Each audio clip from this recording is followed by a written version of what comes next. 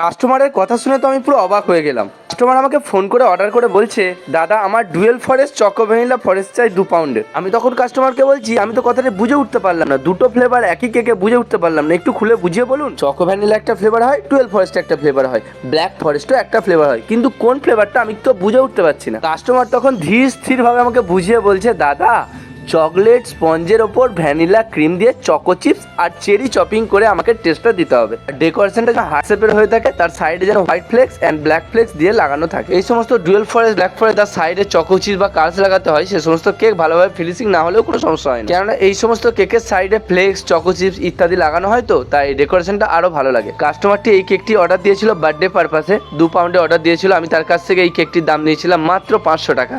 কেকটি তো এখন ফিনিশ হয়ে গেছে, তাই নিচে আমি ড্রপটা মেরে দিলাম, আর ওপরে রোসের নজল দিয়ে সুন্দর করে কিছু ফুল বানিয়ে নিলাম, আর ফুলের ওপর কিছু করমচাও অ্যাড করে নিলাম। তো ফাইনাল 2 পাউন্ডের আমার dual forest cake decoration ready. তোমাদের কেমন লেগেছে জানি।